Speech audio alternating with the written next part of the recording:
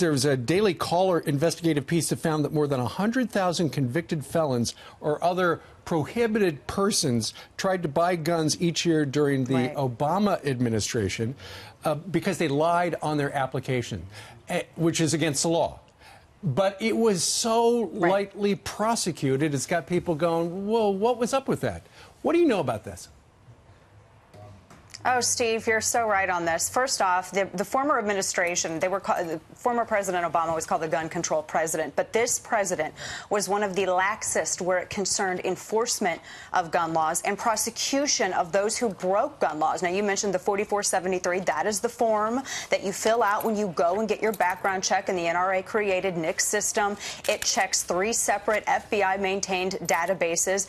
And the problem with this is that there are a lot of people that would falsify their 4473. Now, that's a serious crime. But Joe Biden once told reporters in a separate Daily Caller piece several years ago that he, quote, they didn't have time to prosecute everyone who lied on their 4473, made a mistake, or checked a wrong box. What is the point of having these laws when you have people who refuse to enforce them?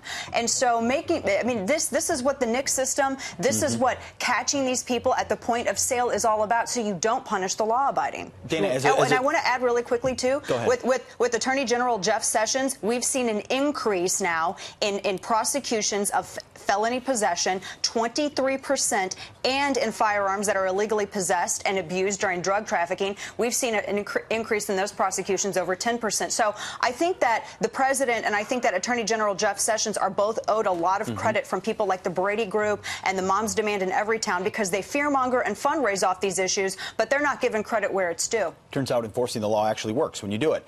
There's a bipartisan gun control deal emanating from the Senate at this point. Senators involved are Senator John Cornyn, Chris Murphy, Richard Blumenthal, Tim Scott, Orrin Hatch, Dean Heller, and Jeanne Shaheen. So a very interesting mix of Republicans and Democrats, some who presumably have received support from the NRA in the past, looking to, in light of these shootings, it's crafted to attempt to better enforce current law and strengthen the National Instant Criminal Background Check, the NICS system that you referred to, so that people don't fall through the cracks. How do you feel about this bill? Well, I like Cornyn's direction on this bill, and the NRA has fought for 20 years to make sure that states are compliant. There have been numerous laws passed that have mandated that states submit felony convictions into these FBI databases that the NICS system that the NRA created checks. Now, here's something I want everyone to consider. In 2012, you had, about 80,000 individuals, roughly, who falsified their 4473s. Guess how many in 2012? How many of those were prosecuted? Only 44. And when you consider how you have I think about 38 states that submit less than 80% of all of their felony convictions to these systems, guys, Pete, that's 7 million cases that you have out there. Felony convictions. Those are people like the Sutherland Springs murderer, when the Air Force didn't submit his conviction at all. This is a huge problem. Look, people want to be able to defend themselves. I think of Christina Gearman, who is in Rancho Tehama, and she heard gunshots outside when that murderer went on his rampage, and she told the press, I have the right to bear arms, and I want to make sure I can protect myself and my family. People want to be able to protect themselves, and these politicians for the longest time, Feinstein, Schumer, etc., have said they're going to make this system work. This is what the NRA has pioneered and what the NRA has pushed. This is what our members supported. I like Cornyn's direction on this bill. The members like Cornyn's direction on this bill. The system is only as good as the records submitted to it. The records need to be submitted, and states need to be compliant, and that's what this is all about. And I think that this is a great move,